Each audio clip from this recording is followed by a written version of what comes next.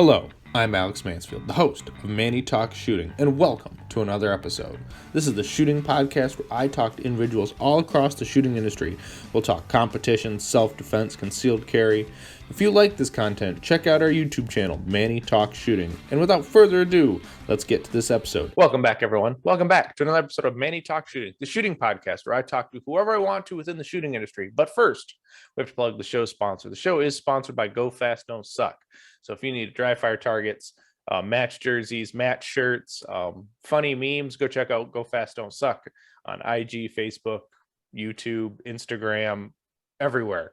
GoFastDon'tSuck.net if you need all of your awesome products as well. So go check them out. They're a big supporter of the shooting sports, and Bill's a good dude. So go check them out at GoFastDon'tSuck.net. But without further ado, let's get today's episode. Today's episode, we're sitting down with Mr. Jared Clanton. Jared, how are you doing today, sir? Good. How are you? Doing fantastic on this early May day because it's a nice day out for once. Right? Exactly. Starting to warm up finally. I mean, it seems like it's been warm for you. It's just been nonstop rain here. Yeah. Last week, I guess the last 2 weeks, they got a ton of rain. I wasn't here, but last 2 weeks, they got a ton of rain. But now it's like 90s to 100s all week this week. So we'll see how that goes. Yeah, you've been traveling a lot lately. You've been, already over in, the Carolinas already? Twice? I was in the Carolinas and shot Delmarva up in West Virginia, and then was up in Ohio for a day or two. So. Oh, nice. Yeah, you've been all over the books, and you still got a lot more traveling to do this year. Yeah, I do indeed. It'll be fun.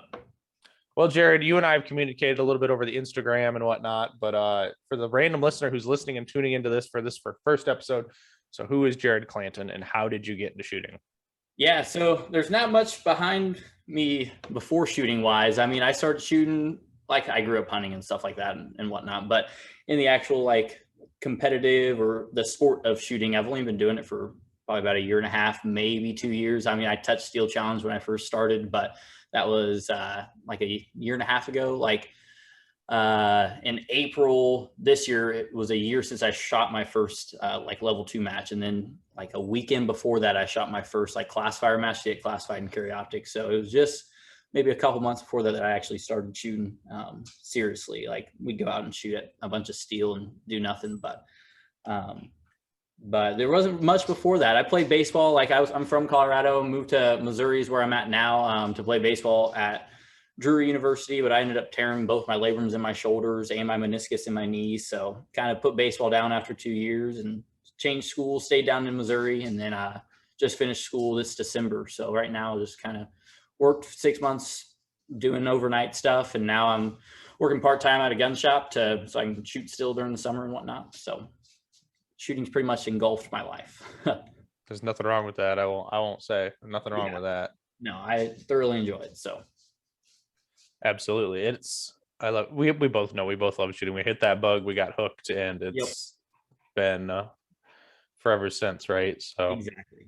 Yep. I wouldn't change it though. No, absolutely. Especially with all the good people you meet shooting and whatnot. Oh man, it's crazy. Oh yeah, it's definitely crazy. Now, so Jared, have you taken any formal training, or have you all been self-taught? Pretty much self-taught. I took the one thing, I went to Ohio Range Day last year, so I was with Joe for that one day. And at that point in my shooting, a lot of the guys there have never shot competition before, so it was kind of an intro to competition. So a lot of the stuff was about nothing against Joe, because Joe's a phenomenal teacher. But he had to dumb it down quite a bit for all the guys who've never shot a competition before. So a lot of it was like an intro to competition. But I did take a few things from him, just kind of some of the basic stuff that I always forgot, going down to transitions and staring holes through the target and stuff like that. So that's really the only formal training I've ever taken. Everything else has pretty much been watching videos, self-reflecting on my videos and stuff like that. That's a big reason why I record is I'll sit down for hours and watch my stuff, just nitpicking and seeing what I can do better on. And Ben also has 4 hour-and-a-half long, 2 hour long videos on YouTube. I watch those things all the time with all of his stuff. So most of it's self-taught. I'd like to take classes. I'd love to take a Ben class. I'd love to take a JJ class. But just when the time and money's right, for sure. So. Yep, exactly. Now, a lot of people probably don't know who've listened to the show what Ohio Range Day is. Can you give a synopsis of that? Yeah, so Ohio Range Day, Rick from Achilles Heel Tactical puts it on. So it's more of a, I hate using the word tactical, but it's more of a tactical scene. There's not a whole lot of competition. Like I think me and Hunter Constantine, I think is how you say his last name, were really the only two people who shot a lot of USPSA were there. Everyone else was kind of like, they were all wearing kit and stuff like that. Like Donovan from Point Wood, Texas, what was a trainer there. Joe Farrell was, he did the USPSA side of it. And there were a couple other bigger name guys. Rick, of course, from Achilles Heel, top class. It's kind of just a 2-day event where you kind of go out, shoot with a bunch of people from sun up to sundown for 2 days in a row, and you just got to train a whole bunch. And I mean, if you ask anybody who got into this sport, everyone kind of got in the sport because they wanted to better their preparedness and for like concealed carry situations and further their efficiency with firearms. So I don't like segregating the two communities, like the tactical side of the community and then the competition side, because I think there's a lot of blending you can do between those two, and you can learn a lot from the competition side, and you can learn a lot from the quote unquote tactical side too. And there's phenomenal teachers over there, like Donovan, for example. I know he takes a lot of his movement stuff from JJ, but it's in a concealed setting.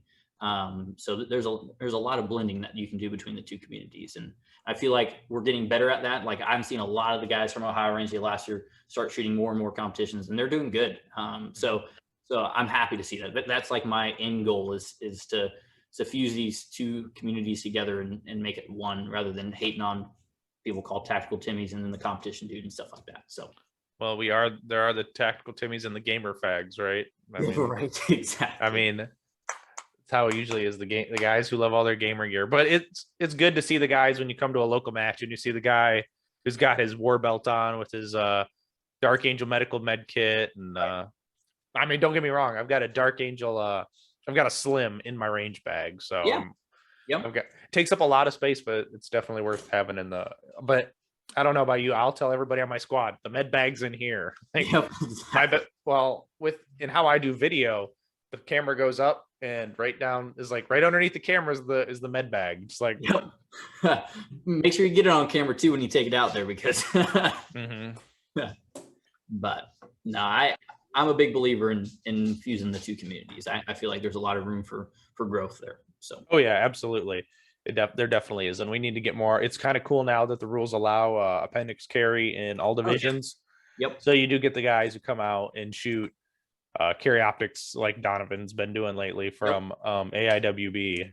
Yep, and crushing people still. I mean, and I personally, I like that rule change. Granted, I understand why people didn't like it because it was out of the blue and stuff like that. I totally understand. But I think it's getting a lot more people into the sport. Not use a flashlight. Who cares if you got a flashlight? If you're super worried about it, I mean, it's 8 ounces. I mean, it's not a big deal. Like, I don't foresee it being a big deal. Now it's allowing people to use their carry gun and stuff like that and better prepare themselves for whatever they need to do. So. Oh yeah, but I mean, honestly, like, who wants to have to put there are some people who did want to put a flashlight on their gun, so then they got to go buy a new holster, wait 30 days, and I'm like, no, no, exactly. It's like, no, you don't need it. It's just one more thing to break, because if you break it, then you got to find batteries for it. Or exactly. Because unfortunately, if the batteries die or the light breaks, you're going to open. Yep. You might as well that rule needs to get changed, I think, though, too. Like, yeah. But I understand where they're trying to make sure that it's a functional light. Yeah. So you're not just making a frame weight and putting it on your gun like they used to back in the day. Low key or lock, however you say it, came out with that brass light or whatever it was, right? Yeah, that thing, it's interesting to look at, but I've never felt one, so I don't really know how heavy it is. I've heard they're pretty heavy, but I'm like, I don't see the point in it personally. Because then you got to buy a new holster and stuff like that. I'm like, nah. Yeah, and then really only one person's making a holster for that light anyway. Oh, really? I think it's like Red Hill Tactical or something, you know.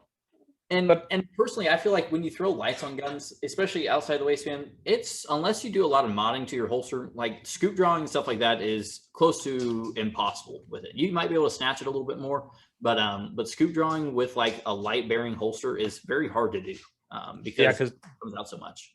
Yeah, because the material's behind the trigger guard, and there's a lot of crap down there. So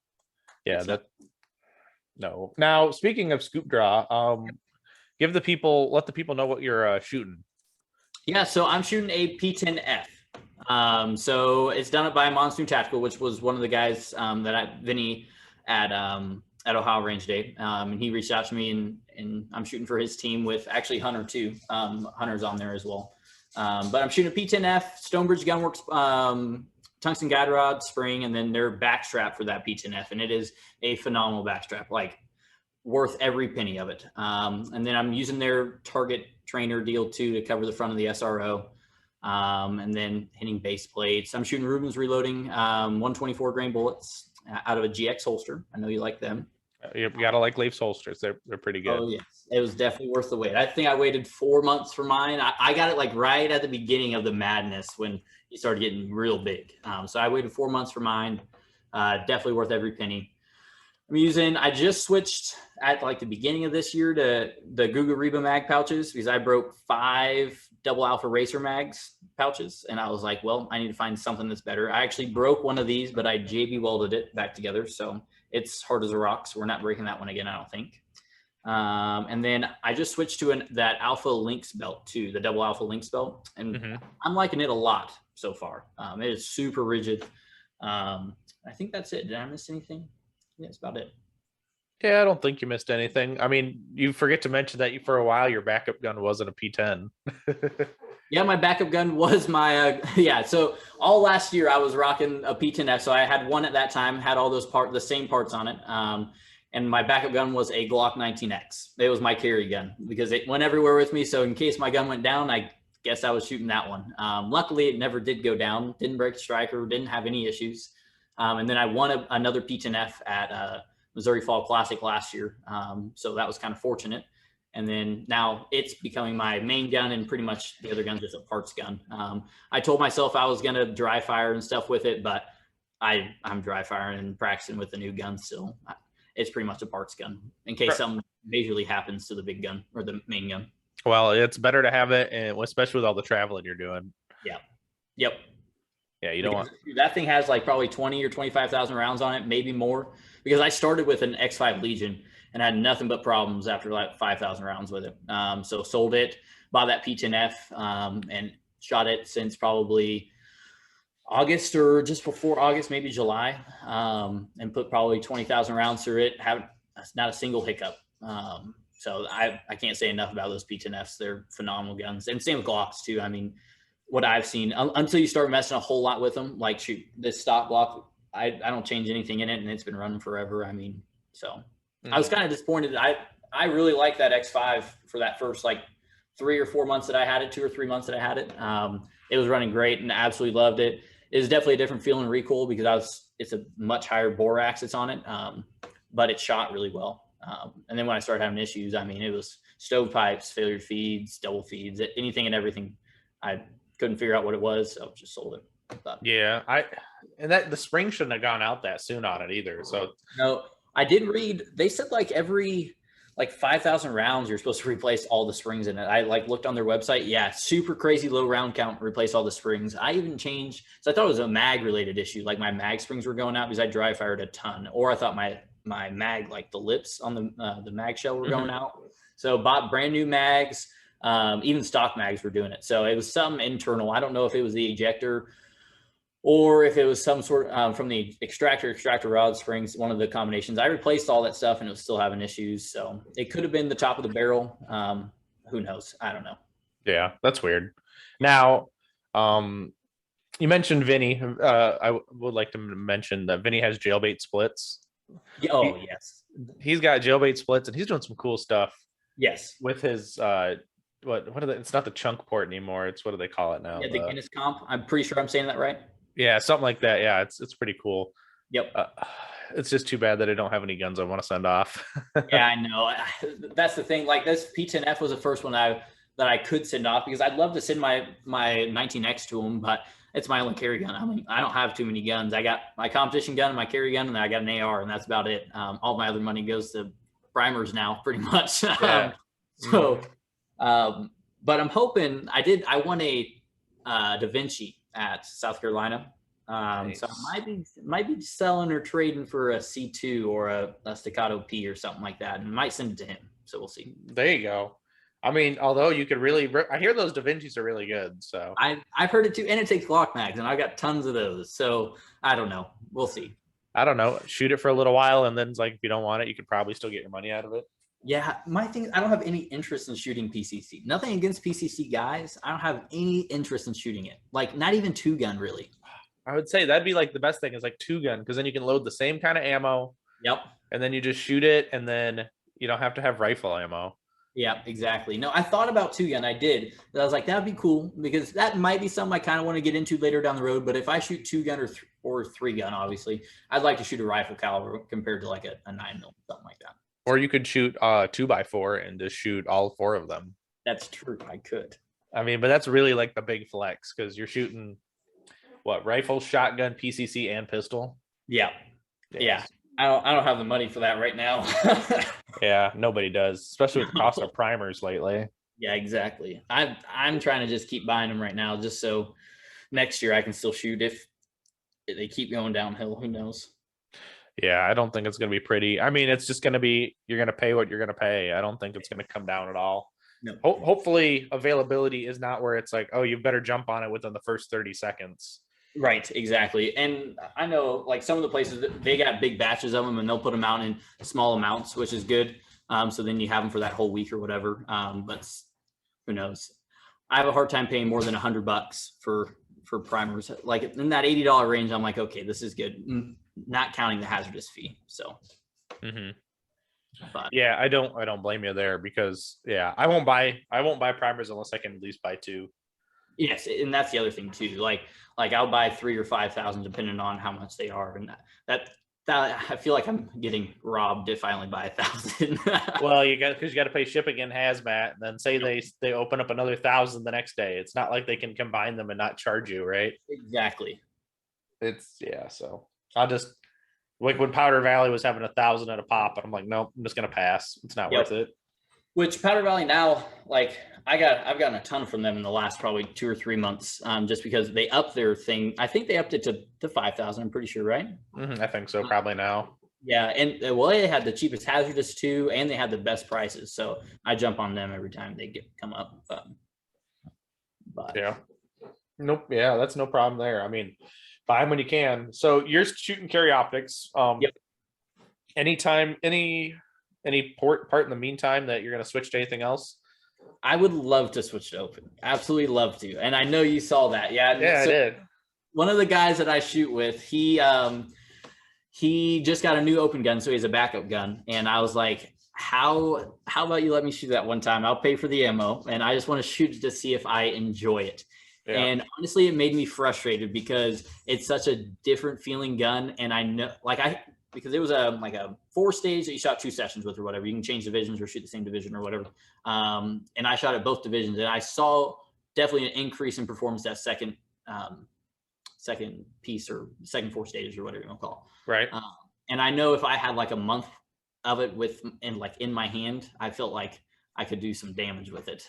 But now, did you have any issues or index problems with it being a frame mount instead of a slide ride? No, it feels weird. I can tell you that much. It feels weird for sure, but I had no index problem. Like those P10Fs don't have a super bad angle on them anyways. If I was shooting a Glock, I probably had a big finding the dot problem, but I found the dot pretty well. It was definitely a little higher. I felt like I was sitting up more, which is good. I mean, you're supposed to sit up more. I kind of hunch over when I shoot a little bit. But the only thing is his thumb gas pedal deal was super far out. So it was kind of weird to grip that gun, and I had to take that stupid slide racker off because I almost tore my thumbnail off. Did you have your thumb too high on the side? Oh yeah, almost tore it right off, and I was like, "Yep, that's coming right off. We're not messing with that anymore." So if I get one, I'll have to put it on the other side probably. Probably, yeah. No, I was messing around with an open gun maybe last week, and I was like, he's like, "You want to shoot it?" I'm like, "Yeah, I'll shoot it." Yeah. So we were running this little sample stage, and I'm like, I'm noticing the dots doing some weird crap. And it's like, because it's not like a traditional carry optics gun where it kind of like it leaves, it comes back. Yeah. It's like, yep. Okay. It just floats in the screen. It's very weird. Like you could get super aggressive with it, but I also felt myself like not looking at a specific spot on the target anymore because I just wanted to go fast with it. So like I said, if I had like a month or two with it just to dry fire a ton with it and get indexes down right and like point of aim and just visual patience again, I feel like it would be good. I don't know though. Open guns are expensive. Someone wants to send me one. I would love to shoot it. I'd shoot the crap out of it. I wouldn't shoot it this season. I don't think. If something were to happen, I'd shoot it next season because I signed up for all these matches this year in Carry Optics Nationals and stuff like that. My goal is Carry Optics this year, but next year I'd love to get into it if something happens. So yeah, no, yeah, they're definitely not. They're not cheap, but no. they're worth it. Yeah. Yeah. Because so, building one, aren't you? I'm having one built. Yep. Yeah. Who's building it? Can you say? I can't say no. Okay. I can't say. No, you're fine. No, but at least not on air. But anyway, no, I can't say. But anyway, so you're shooting Carry Optics, which is awesome. Yep. You kind of came up out of the middle of nowhere in that Southern Area 4 region. Yep. You know, and now you're just stomping and because what you've been doing really good. Yeah, it's become a new Jared since Nationals last year. What I noticed, I came to a big aha moment last year at Nationals. I was able to I squatted with Matt Hempel, and I was able to shoot with him. And one of the biggest things that I realized was he's not shooting he's shooting fast, but it doesn't look fast. I always thought like these top guys, they're flying through stages looking like Christian with an open gun, just hammering down and stuff like that. They're not doing that as much as I thought. So that was a big aha moment. And I've kind of toned down a lot of the aggression that I have and put more into visual patience. I did that a lot this off season, or somewhat of an off season that I had. And it's helped quite a bit. So it's been pretty good. Yeah, I would say, especially the visual patience is huge in in Carry Optics. Not so much in open where, I shoot with a bunch of open shooters, of course, right? I'm the only Carry Optics guy on the squad, and you're like, everyone else is shooting open, and it's like, I got to be a little more visually patient. But here's the nice thing is when you're able to match the open guy's speed, just being a little more visually patient. Yep. Now, I'm not shooting with masters and GMs in open, but it's still right. Oh yeah, I mean it's still an open gun. I mean you can throw an open gun in an A or B class shooter's hand, and they're going to shoot faster than anything else. So yeah, and it's the weirdest thing too with visual patience. I mean you feel like you're going so much slower, but you're really only going a tenth or two slower. I mean it's a big mindset that you have to get into, that I found at least. And I mean, you can never master visual patience. You can always make it better. So it's something that I've focused a lot on. I've kind of let go of getting super fast reloads, draws, and stuff like that. It's a lot on visual patience and movement and doing that while moving.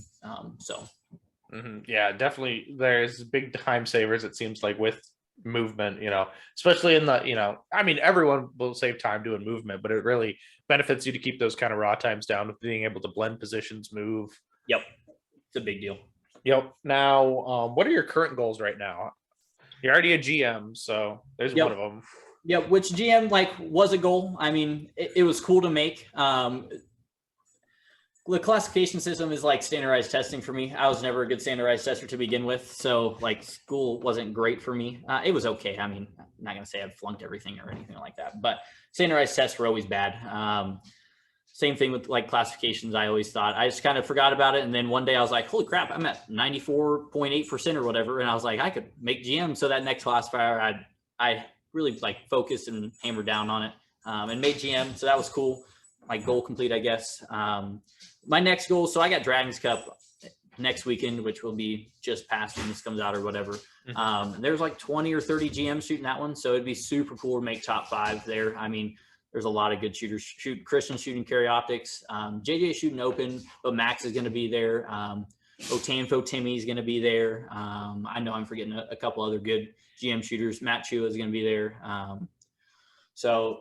think Tyler, or is it Tyler? Oh, Tyler Northcutt. Yeah, is he gonna be there? Oh yeah, he'll be there. Yep, he'll be there. There's a bunch, 20 or 30 good GMs. So if I can make top 5 there, I mean, I would be super happy. Super happy. So we'll see what happens. The last two, Matt Hempel's beat me at the last 2 majors, which kind of makes me mad. So we're gonna focus up a little bit and see what happens at Dragons Cup. Oh yeah, Matt Hempel's a good dude. He can fucking rip. Even though he fucking wrenches on cars, wrenches on cars and plays with dogs. Like, Yep. No, he is such a good guy. He's talked to me a lot since nationals. We squatted together, shot with him, and then since then we've talked quite a bit, and he's helped me out a lot, just talking through stuff. I mean, he's a great dude. Mm-hmm. Yeah, he a good dude. Just as long as he doesn't steal your dogs. Right. I know he's got Goldens. I grew up with Goldens, so I mean, his dogs are beautiful, and I got a little lab now and whatever. So we bonded over that a little bit. But it's that or Rob Epifania and his girlfriend stealing dogs too. You never know. I know they got a bunch of golden doodles. I talked to Rob quite a bit. He's probably one of the biggest people that's helped me out. Him and Nick Young, which he kind of changed Instagram to Velox Training Group or whatever. But those two have been huge supporters and help for me since the beginning. I mean, I've reached out to them multiple times and they've taken their time to help me out. So big shout out to them, especially Rob. So yeah, Rob's a good dude. He I don't think he ever stops talking about shooting.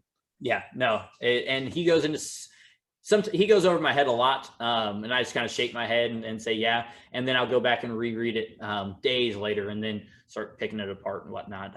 He's helped me a lot. I mean, it's crazy. All the visual stuff that he talks about is good stuff. So. Oh yeah, definitely for sure. But so what is your training schedule kind of looking like then, coming with all these majors? Yeah, so it depends. It depends on the week. My dry fire has gone down quite a bit since last year. Like last year I was dry firing like hour, 2 hours, almost every day. I dry fired a lot when I first started. And I found out that you can get burned out. I didn't get burned out because I wanted to do it still, but just like working out, you can't work out 7 days a week, going 100% 7 days a week. You can't do that. Like your body's going to fatigue, your mind's going to get tired. So kind of realized that towards nationals, slowed down a little bit. And then since then I've been probably dry firing, if not every day, every other day for like 30 minutes to an hour, maybe, depending on the day and how I feel, what I got going on. And then live fire wise, again, depending on the week, work and stuff like that. I'll try to go out and live fire at least 2 times a week. But that's only like 150 rounds, maybe 200 rounds. So not too much. And then I'm shooting 15 majors this year. So like every other weekend, pretty much. I know June is kind of a busy one. I got one pretty much every weekend then. But there are a bunch of good majors and I want to miss them again. So can I turn you up by your ankles and shake you for money? No, there's not much. I worked quite a bit. And like last year, my parents helped me a lot because I was still in school. I was working still, but my parents helped me a lot last year, and they're big supporters of me finding something again because baseball was kind of my life for 6 years. And I didn't really find anything since then, and then found this about 1.5 years, 2 years ago. So they're huge supporters of me. Trying to do it on my own a little bit more this year. So, but yeah, we'll see what happens.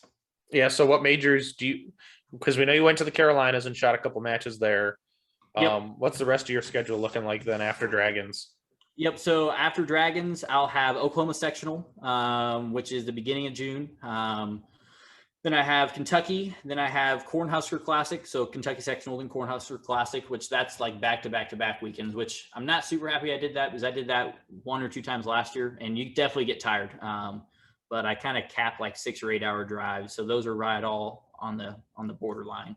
And then I'm pretty sure after that, I'll have going to Wisconsin Sectional. And then I'm going to Area 5. I wanted to hit another area match because I can't shoot Area 3, which is, of course, my area. I can't shoot that match, unfortunately. So I want to go to Area 5. And then I'm going to, I don't think I have much in August, actually. I think I actually just joined a match. I don't remember. It's in later August. I don't remember which match it was actually. I'm doing a tactical games actually, so that'll be fun. Me and a buddy are going to do it. So kind of a breath from USPSA and doing a tactical games. And then I got Arkansas Sectional, Area 4, Missouri Fall Classic, and then Nationals. Thinking about shooting Gator Classic. I'm signed up for it, so I'm pretty sure I'm going to shoot it. And I think that's it. I don't know how many that was, but I'm pretty sure that's it. That's a lot of majors right there. Yeah, it's a lot for sure. But going out and meeting people, because in the end, like one of my goals is to stay in the firearm industry somehow. Like that's where my heart is and will be for a long time. I have a feeling. So going out, meeting all these people and stuff like that just opens doors too. So I'm open to that. Oh, I definitely agree. Yeah, it definitely opens up a lot of things. It's been cool. Even my short time in the industry, even the weird little segment I have, it's been cool to see what kind of comes out and turns around. So, oh yeah, you get so many cool people on here. I mean, it's great.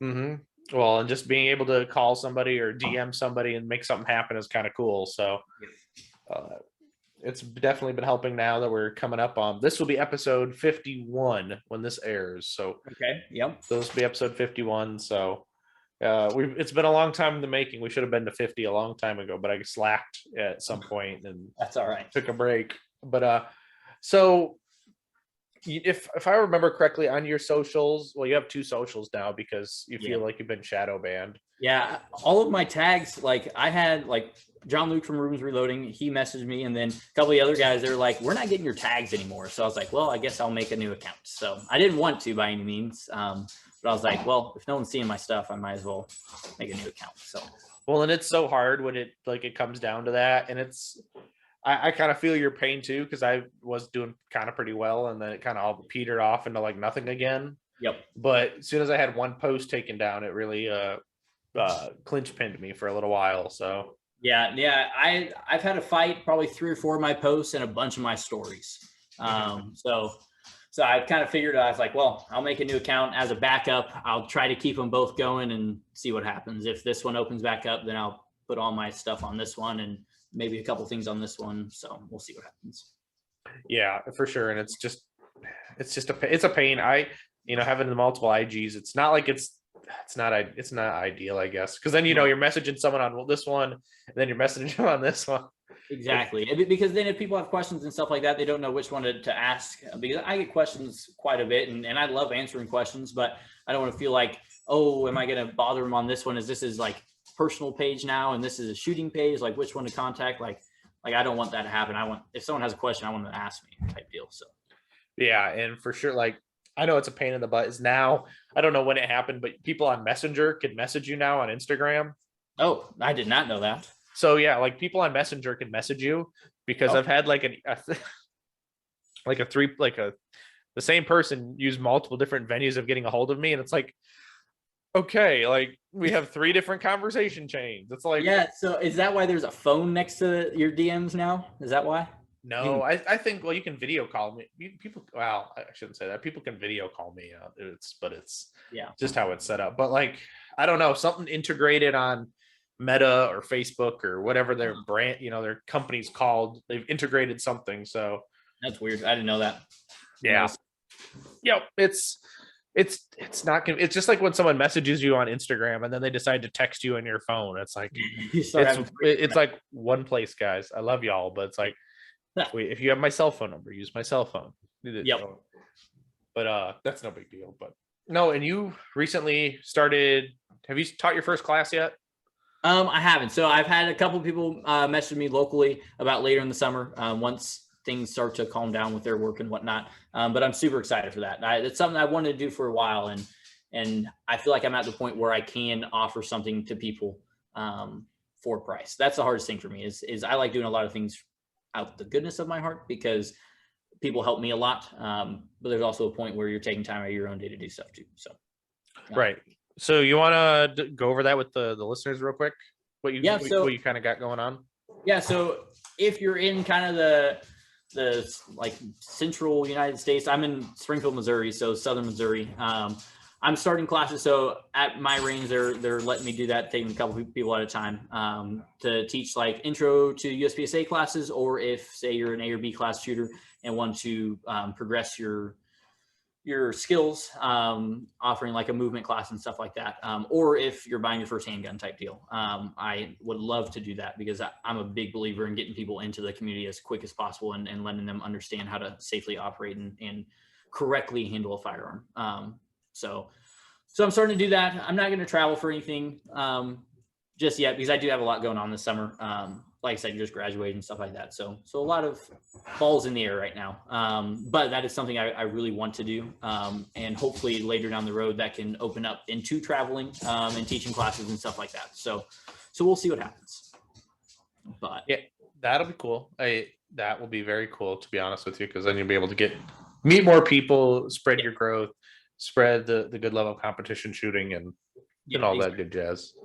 Yeah, I did a lot with some of the local shooters in the beginning of this year, kind of trying to get a curriculum and drills and stuff like that down that are good, that aren't just like a waste of your ammo and stuff that you might already know, or stuff that's being taught in other classes. I want something that's going to be a little bit more unique and definitely smaller class sizes to start with, so I can be more personal with people. I feel like if you got a class of 20 people and trying to interact with a single individual in that 20-person group is very hard to do.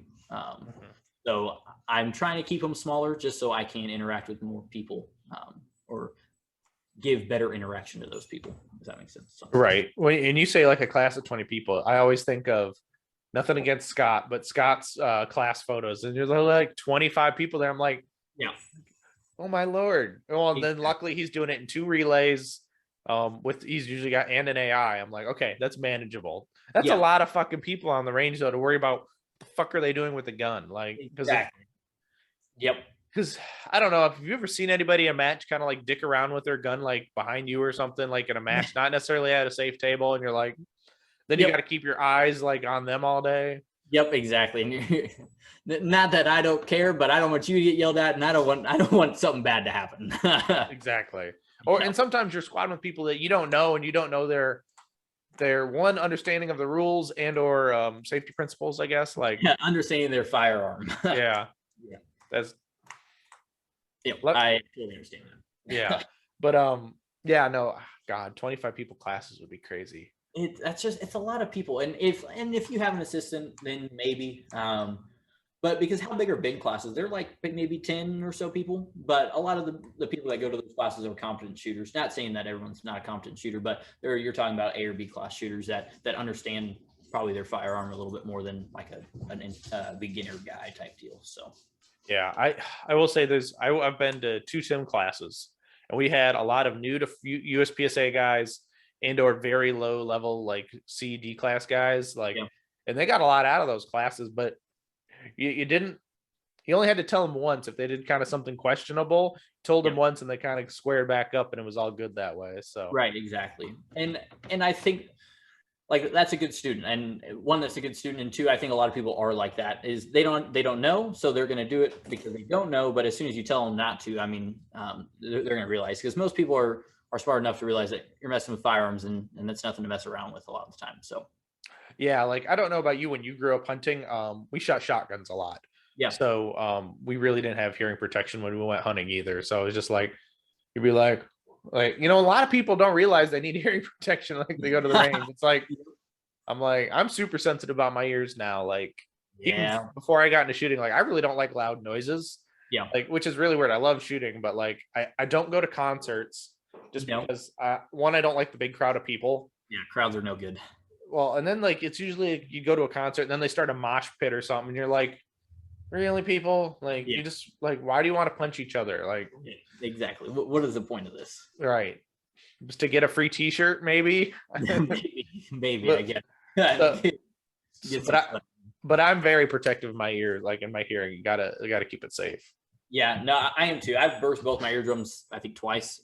So I've got pretty bad ears. I mean, I'm deafened both ears by 20%. So I always wear ears, even if I'm shooting suppressed or anything like that. I mean, I'll throw ears in. So I've always got a can of extra like foam earplugs if people do forget them, or shoot, if I forget them. There's been times I've forgotten mine a couple times. So yeah, for me, I love some I've got some electronic ear pro that are in ear plugs. Oh, they're so fantastic. What do you have? Those are the Peltor EEP 100s. Okay, yep. Are they like yellow or something like that? They're a high vis green. Yeah, which is a bonus, but they're like, because they make another version that's like $400. They're the TEP 100s. Like tactical guys will use them, but the EEPs are the same thing. They're just, the case is different. The case charges via battery. It'll charge the plugs. So if you put the plugs in on the expensive case, they'll charge that way. The other case just plugs into USB and it charges. So they're really good. I have no problems around open guns with them. Yep. I kind of forget that they're in there when I'm shooting with them all day, so it's kind of nice. Yeah. Have you seen, what is that company? They're like $2,500, but they're like moldable, but they're electronic still. It's like the F1. The model's like the F1 or something like that. Oh, what is that? company called? Taylor Scott. Is that?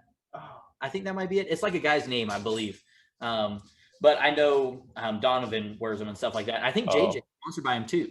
I think those are Harrison's and Son. Harrison, yep, that's what it is. Not Taylor Scott's. That's what it is. No, but those are very expensive, and I'm like, they're like $2,500. that's a gun. That's like a gun right there. A bunch of P10Fs is what that is. I mean, yeah, it's a lot of SROs. Yeah, that is. Yes. Have you had one break? Yeah. No. Knock on wood. Don't want to break it. I dropped it once. I was taking my slide off for something, and I dropped the whole slide, and I'm like, oh my fucking God, I dropped my slide. And I'm like, dropping your phone. You don't want to look at it when you pick it up. Yeah, I don't know. I just throw my phone across the room, and it usually is fine. I tell you what, I think the SRO that's actually on my main gun now is the one I carried on my 19X for, I guess a year and a half or two. And I bang that thing up all the time. I mean, racking it off like doors, freaking truck beds, belts, everything. And that thing's a trooper. It hasn't broken yet. So I have pretty good faith in them. I've seen a bunch of those Romeo 3 Maxes and XLs and all that stuff crack and break. So yeah, I'll still keep those. I'm a big fan of them. Yeah, and it really, I think it depends on if it's a direct mill or if it's an optics plate. That's true. Like I will take my milled gun any day and start racking in my SRO off of it. Over like someone with a plate. It's just I don't have to worry about it. Right, and that's funny you say that. Actually, my first gun, that first P10F, is a plate, and the one I won is I had to get it milled. Mm-hmm. And I was kind of worried on like the height difference and stuff like that. But honestly, I haven't noticed a difference, so that's kind of good. I've got a buddy down in Austin, Brian Perkis. He made GM, I think the end of 2021, but in Carry Optics, and he has a P10F. Literally, where you know how the SRO like juts back out in the front. Yep. That literally is touching the slide. It's that low. Oh wow. Yep. It's I want to think. I don't know if it was Cajun Gunworks. I think Cajun might have milled it. Okay. Yeah. I know. So Vincent at Stonebridge Gunworks, he cuts those Shadow 2s. He cuts them real low, super low, and you can throw an SRO on them. Their cuts are pretty good for them. Yeah, he even had to make special target focus trainers for those people. Yep. He did a little like limited run of them. Because they're low. I was worried. This one's not super low. I mean, it's low, but it's not super low. I can fit that cover under it still. So yeah, that was a trick to figure out how to put that sucker on. Like I thought I was gonna break the tab at first, and I'm like, it's like, oh, you got to rock it on there and then click. Yeah, it makes sense because I was trying to put it on backwards. Well, in reverse order. Oh yeah. Yeah. I honestly don't even know the right way to put it on. Do you put the bottom on first? Yeah, I think so. Okay, that's how I do it now. Yeah, probably. I don't. When I dry fire, I leave it on, but I've taken it off for matches just because, I just do. Yep. But I'm probably gonna get one for the open gun. I think I'm gonna just put an RTS2 on the open gun to start with. Yeah. Because I can buy 2 RTS2s for the price of an SRO. Yep. And then have my backup dot ready to go. Yep. That's what that open gun I had shot. Or that I shot had. And I liked it. I'm pretty sure it was like an 8 MOA dot. I'm not a big fan of the dots. I like the small dots. Like I'm running the 2.5s. And I like them quite a bit. Yeah. And I'm pretty sure those RTS2s, they come in like a 2.5 or like a 2 or something like that. So yeah, it's probably a 2 or a 3 or something like that, maybe. But they have they go all the way up to 10. I still don't know. Like I don't know about shooting a 1 MOA. That's really tiny. It is really tiny. Like I can't see it. Like yep. I think I had a debate early on when I got into competition. I was shooting with an RMR.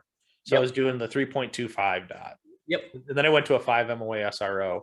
And someone was arguing with me about MOA at distance. And I'm like, you're shooting paper targets like at max like 40 yards. Yeah, if that. Exactly. Well, at most local matches, it's like 15 yards. Exactly. I mean, they're like 30 yards. I mean, 30 yards and in is a good guess. A lot of the times they're at 25 yards. I mean, I think I've only shot one match. We did shoot like a 40 or 50 yard popper, but I mean, that was about it. So, yeah. So we were just, I was like, no, I can't see it. I'd have to turn that thing like all the way up and bloom it. It's to see it. It's just too small. But with living with an astigmatism, that's what I deal with. Yep, I have to wear contacts. I have real bad astigmatism. I mean, like -3, 5 in one eye, -4, 5 in the other eye. It's bad. But luckily, like I know you wear Hunter's HDs, and I've worn them. I've tried them and stuff like that. But I found these Fortnite optics. They're polarized, but they're not polarized enough to where they'll tint like all your glass and stuff like that. You can still see everything. And these things like make that dot super crisp, and with reticles, because I kind of dabble in 22 PRS. But You haven't sold that thing yet? no, I'm still shooting. I'm still gonna shoot. I'll shoot like a match a month with it. It's a lot of fun. Until you run out of 22, and then you're like, anyone want this boat anchor? No, you can find a lot of 22 now. It's out there. Match 22 wise, it's out there. It's a little bit. It's kind of expensive. It's kind of like I'll shoot like maybe 100 or 200 rounds a month through it. I mean, I don't shoot much, so Right, yeah. Well, and then the problem is you got to find the batch that your gun likes, and then it's not fun. It's not fun.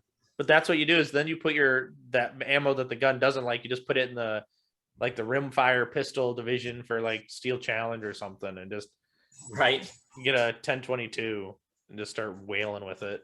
Yeah, I don't know. Steel Challenge to me, it's a lot of ammo is the problem with Steel Challenge. Mm-hmm. And I mean, what? It's like 275 rounds, 300 rounds for like a full match, like a 5-stage match or whatever. Well, what an 8? I think there's 8 stages, and you run them 5 times, so that's a minimum of. Well, do math right. So we got 8 stages. You got to run it 5 times. Yeah, and they're 5 plates, so that's 200. Yeah, it's at least 200 rounds. But is it only 200? For some reason I thought it was more. It depends if they have non-standard Steel Challenge stages too. No, wheelies ran full ones. I just feel like I always shot like 300 rounds at them. Well, you're missing plates, so you're throwing extra shots on there, and you keep adding shots. It gets expensive real quick. Yeah. Luckily, I think all we do at our Steel Challenge Club, I think they shoot 4 or 5 stages a month. We only do 1 a month. We don't do like some of those people shooting twice a month Steel Challenge or 4 times or every week. No, we like our club does once a month, and then I think we started doing mini matches on Thursdays, so we'll do like 1 full match a month, and then we'll do a mini match on like a Thursday, which is like for USPSA it'll be like 3 or 4 stages, and then Steel Challenge I think they'll throw up like 3 or 4 stages too. So that's kind of cool. It starts at like 5, so it's kind of cooling down, and people get off work and go shoot like 80, 100 rounds. So yeah. But No, yeah, and I want to get into Steel Challenge a little bit. I want to get myself a 1022 and just shoot rimfire rifle optics or whatever they call it. Yeah, you don't want to get a pistol. You could get a Black Mamba or something like that. No, I want to do it as cheap as possible. So I'll get this cheapest 1022. Oh, okay.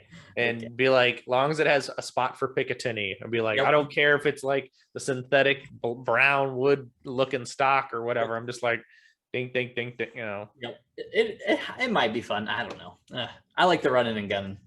Oh, I mean, I do too. But if you really want to be good at shooting steel, like at a high rate of speed, like that's true. I don't know if you ever watched these, but you can go back onto YouTube and watch Hot Shots. It was like a 4-season TV show where it followed like Jerry Mitchell around and Casey and Max. It was kind of cool to watch all the different disciplines and whatnot. Oh yeah. Shoot, we used to always watch it's called Top Shot, I believe, right? Yeah. Yep. JJ and who was on? JJ was on the first season. Gabby Franca. Yep. Who else was on there? Chris Tilley was on there. Yep. Chris Tilley. I remember Chris Tilley when he was like, "It's not like my Glock. It's not like." I was like, "What the?"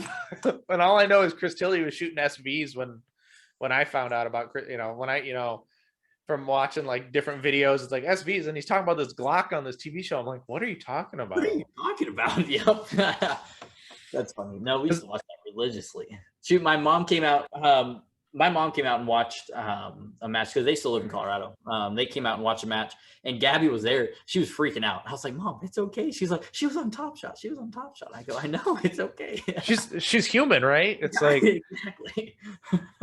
Now maybe it'd be a little bit different if it was like Max Michelle or JJ Racaza. Be like, Like, hi, JJ. Yep, which my parents actually went to nationals, which was super cool. That was like I think the second time they ever shot, like watching me shoot. And my mom was just freaking out about all the people there. She saw Max, she saw JJ, Gabby was there. What's Jerry's daughter's name? Lena. Lena. She saw Lena and stuff like that. So it was cool. Oh, it's definitely cool. Now, speaking of nationals, let's talk a little bit about 2021 Blue Bullets PCC Carry Optics Nationals in Talladega. Yeah. What was your thoughts of the match? Not as overwhelming as I thought it was going to be. I don't know. I feel like I had this pre-deal in my head that nationals was it's going to be like this big deal and stuff like that, and really it wasn't. It was just pretty much another level 2 or level 3 match. I thought the stages were half decent. There were like the bobber with the tip-in stage that was a little weird, but I kind of like those stages too, where you kind of have to either nail your plan or you don't nail your plan. You take risks and you get rewards, or you just play it safe type deal. I thought the ammo can stage was okay. I mean, I didn't think anything was stupid about it. I didn't know there was a rule that you can't force someone to shoot one hand. I didn't know that rule or whatever it is, like until the last 6 rounds, right? Is that what the rule is? On it, yeah, I think it's on a medium course. You can only dictate it, but it's only for last 6 rounds. But it's nothing against the rules to have a stage prop to make you go do things, because you have the choice. It doesn't tell you you can't set the ammo can down. Exactly. You just have to shoot you have to get the ammo can to the box for not getting penalties on the swingers. Yes. Yep.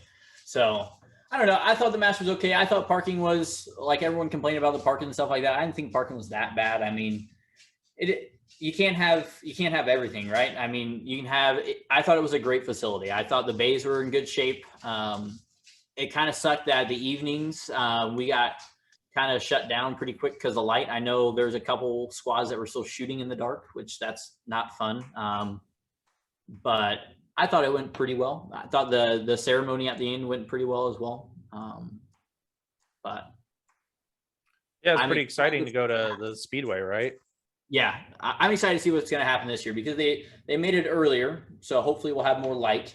Hopefully the weather will be a little nicer. The weather was great, don't get me wrong. It was a tad chilly in the mornings and tad chilly in the evenings. I think it got down probably like 50 degrees, and we started in 50 degrees, which, I mean, for people up north is summer weather.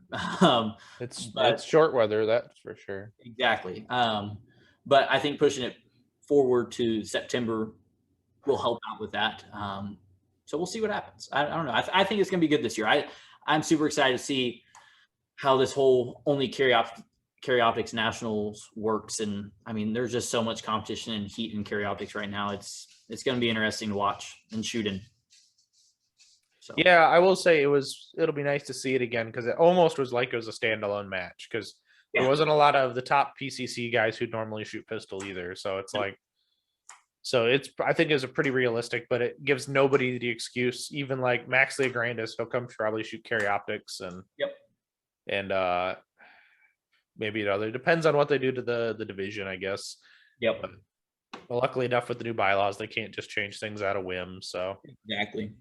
Yep. So what was your favorite stage for nationals?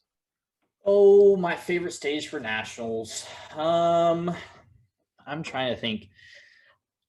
I have a bad habit of forgetting things. Like, people will start telling me about stages from like 8 months ago, and I'm like, I don't remember that at all. But one of the stages that did stand out to me was that double swinger stage that had like half IPSIX on it. That was a fun stage. It was very, very tough, very tough. But I thought it was a fun stage. I don't know if that was my favorite. I don't think I did very well on it. I'm pretty sure I threw at least one mic on that swinger. I'm pretty sure I threw one mic on that swinger. But it was a very fun stage, and there's a lot of ways to shoot it. That was the other thing. There's a lot of ways to shoot a lot of those stages, which I'm a big fan of. I'm not a huge fan of like okay, this is how you're going to shoot it. Let's see who can shoot it the fastest. It's like, hey, choose the best option for you and see if you can shoot it the fastest type deal. Mm-hmm. I like those kind of stages more. Agreed. Yeah. I'm not a big hoser either. Like, I like the big, like, medium to large field course stages, like the small little hosers. Like, I don't throw fast splits. I'm no Tanfo Timmy with his 1.4, 1.5 splits. I throw 1.9, 2.0 splits. Yeah, but that's like the systematic math, right? If you long as you can consistently throw a 20 split, like a low 20, like a low 20 split, you're not I don't think you're losing much in this, No. especially when it's more dependent on transitions because you're only putting 2 rounds on each target. Yep, exactly. And my thing is I'm trying to push myself a lot to shoot stuff on the move, and not unless I'm forced to get into a position that I have to shoot like 3 targets at. I'm trying to shoot all that stuff moving. And that was another hard thing for me to learn was shooting slower while moving, like knowing that I can shoot 20 splits, but maybe shooting a 3-5 because I'm taking steps while I'm shooting, type deal. So that's another mindset thing I had to get over. But I think I'm going in the right direction rather than trying to just do a bunch of doubles and trying to get 1-5 splits. So yeah, I'm trying to think of the other stages. That kneeling one was kind of stupid. That was the first stage I started on with that super low port, with like the activator and the swinger in the port. That was like the first stage I started on. That was a kind of hard stage to start on, kind of sucky stage. I didn't do well on that one either. But I'm trying to think of the other ones. I can't think of too many other ones, honestly. I remember the one that you had to shoot the freaking popper on. I tried shooting that thing up, backing up, and I took like 4 shots at it. I think it was stage 1 is what it was. It had like a swinger that you could shoot at the very end, after you shoot like 3 steel, and there was like went steel, paper, and then paper tight, then a swinger blocked by barrels. You also had to like take that weird angle. I'm pretty sure that was stage 1. That was an okay stage, but really all I can remember from nationals. Fair enough. Now, after your experience at nationals, you've been decided to work on shooting on the move, kind of developing more of those skills. Unless the stage kind of really dictates what, you have to kind of run to this position and shoot these targets really fast. Like, yeah. And I mean, even if that's the case, I mean, you can still implement like shooting coming into position type deal. I mean, it sucks when that happens, when you have to take like 3 or 4 shots or 3 or 4 targets in that one position and the stage dictates it, like you said. One, I don't think it's as fun as testing people if they can shoot on the move or rewarding people for doing that. But it's a big thing that I've been working on. Like dry fire is no longer stationary unless I've put the gun down for 2 or 3 days, and then like picking back up to do like visual patience or something like that, like the designated target drill. I do a lot of that drill just because I think it's a phenomenal drill. There's no movement in it, but it really focuses your eyes to pinpoint one spot on a target, and that helps a lot when you're trying to shoot and move, staring into that spot on the target. And also Ben's like track the A zone drill or whatever it is. That's a great live fire drill, I think, because it helps disconnect your upper body from your lower body so you can still move but then focus on target stuff as well. So yeah, exactly. Now, I did get some listener questions. I guess we should talk about these now. Yeah. Our buddy Preston from the VA shooter asked, when is he going to get matching mag pouches? Oh, probably never. So funny story about that. So I broke my mag pouches and I like had nothing. Like I was like, I need to find something because I'm tired of retightening these. And literally every time I drew from one, it just starts spinning pretty much. So I was like, I need to find something. Talked to Rob actually, and he goes, don't buy those Gugariba pouches from them because it takes forever because they're overseas or whatever. Buy them from this place. This place had 3 left in stock, a white one, a yellow one, and a pink one. So I bought those 3, and I was like, I could spray paint them if I wanted to, but I think I'm going to leave it because it kind of draws attention and people don't like it. And I kind of like having that. And I got so many colors on my belt now. I got those 3, and then I got the red chalk pouch holder, and then I got a gray holster, now a camo gun. I mean, I've got a bunch of colors on there, so who cares? Right, exactly. Now, I think his name's John, but Fatty with a Gaddy. Oh, Josh. Yep. Oh, Josh. Sorry, Josh. It's been a long day. He asked, why doesn't he curse more? Well, I don't know. I just don't. That's a good question. I don't. My dad does, but I don't. Yeah. So there must have been a story behind this, though. Is it? No, I don't think there is. I saw that he said the same thing on that Neomag video that we just did. He said the same thing. We need to get him cursing like a sailor. I don't know why he says that. I'll throw a couple curse words out, especially at the end of the stage. Like my hat cam stays on for like a minute or 2 afterwards, and he'll me like talking to myself and stuff like that. And if I have a bad stage, a couple will come out, but I don't know. not always in my vocabulary. And then we got one more. I think it says, in your opinion, do you think that the gun matters when not including open? No, I don't think so. I mean, one, I'm not sponsored by a gun company. And even if I was, I'd still say no. I mean, a gun's a gun. Shooting's the easy part is what I tell a lot of people, unless you're shooting like a freaking Sky or a High Point or something like that. And then maybe. But if you're talking about like the reputable brands, like say Glock, CZ, Walther, Canic, even those things are pretty darn good now. I'm sure I'm missing some. SIG, obviously. As long as you can proficiently shoot that gun, the gun should not matter. I don't care how soft the gun shoots or if you're shooting a stock gun. If you give a stock gun to anybody, JJ or any of the high guys like Matt or anything like that, Matt was shooting Glocks for a little bit. He likes his SP01 better, which I could probably see why. But he could slay with a Glock. So I don't think gun matters. No, I don't think so either. And yeah, the gun really doesn't matter. As long as it's a reliable, modern pistol, maintain it. Like, you can't run your Tanfolio 15,000 rounds and not change a spring or something. Exactly. You got to do your part in maintenance. That's my biggest worry is going to open because it's not that I don't take care of my stuff. I just don't like cleaning and maintaining as much. Like I'll wipe my slides down and oil them up and stuff like that. And that's about it. I don't do super deep cleans on my stuff, and getting into like a Shadow 2 or an SP01 or a Tanfo kind of scares me a little bit because I know I'd have to clean it a lot more, which I'm coming to the realization if I shoot open, I'm going to have to do that. So I'm trying to clean my stuff a little bit more and get in that habit, but it's not great. No, my Glock is filthy. It's not like Hunter Constantine filthy, but it's definitely his guns are filthy. Yes. His guns are like, is there a gun underneath all the carbon? Yeah. But no, I like grease on my striker fired pistols. Yeah. Because when I don't have to worry about relubing it like all the damn time. Like so I just got hooked up with the guys over at Gun Butter, and their stuff is phenomenal. I don't clean my guns, and I can just throw that stuff on there. It doesn't burn off, which is the great thing.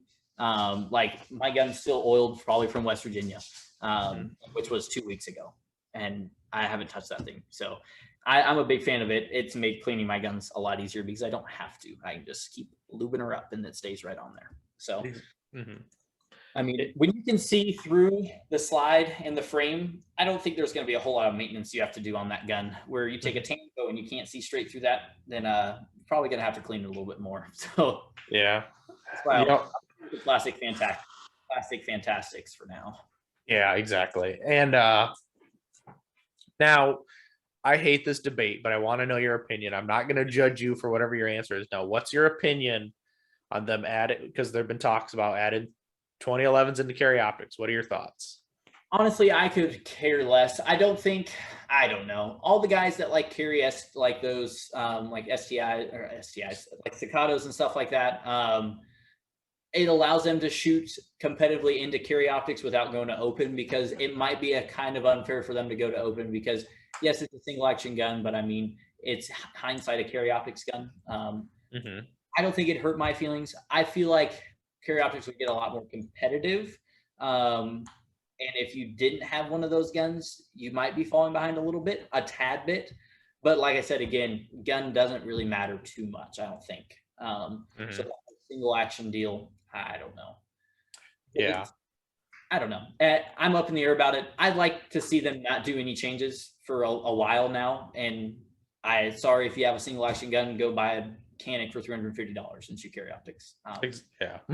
So I mean, and if you have a staccato, you probably have a little bit of money. So buying a $350 gun and buying a $250 red dot to put on it, it's not going to be that much out of your paycheck. Well, and those guys who have the staccatos, right? They probably have them ported or or something. So then they're already disqualified from carry optics because it's got ports.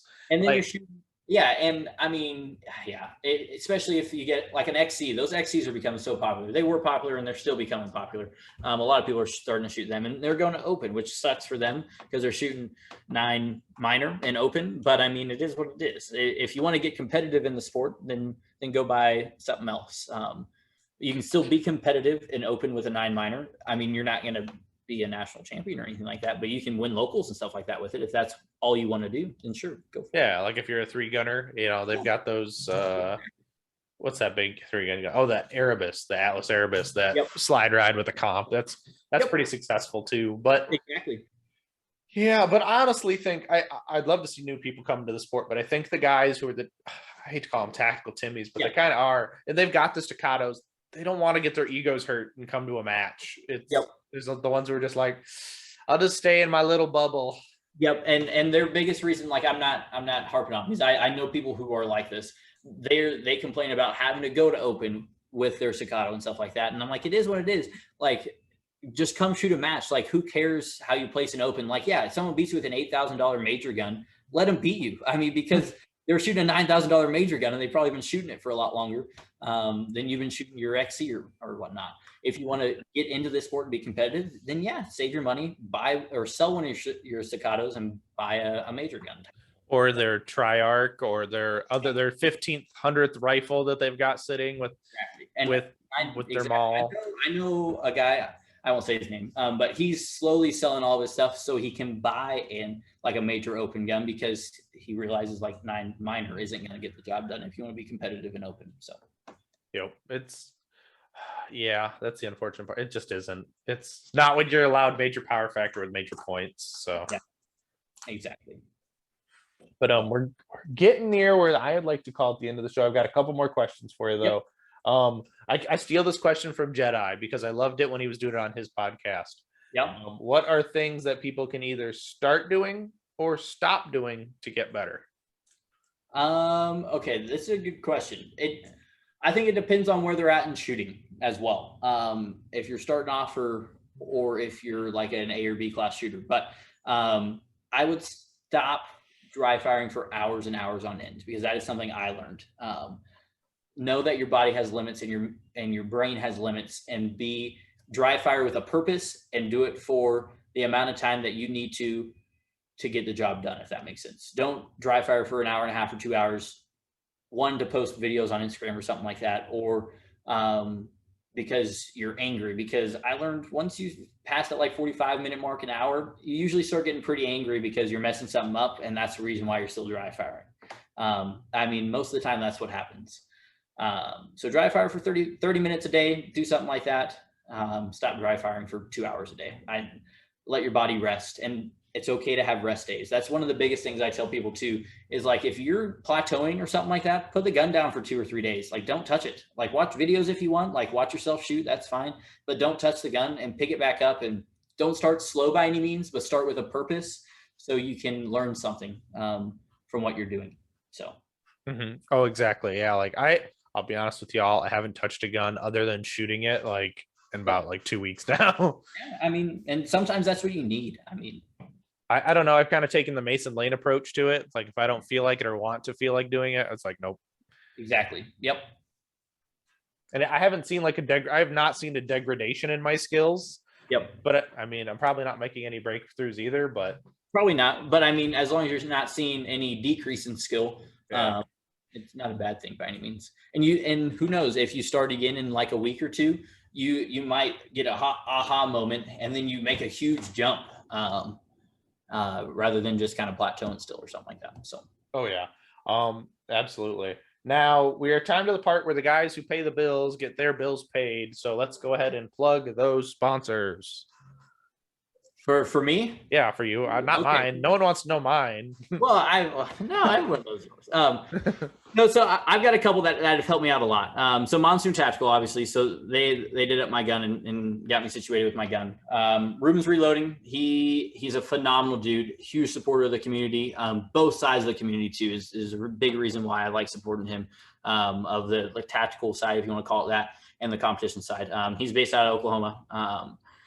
And then a couple recent ones, Gun Butter, obviously, he's helped me out a lot. He sent me a bunch of stuff. So if you see me at a match, I got a bunch of sample packs that I can give you too of oil. Iron American for chalk. I know Matt and a bunch of the Northeast guys are working with him too. I'm pretty sure he's actually in South Carolina, Charleston, I believe.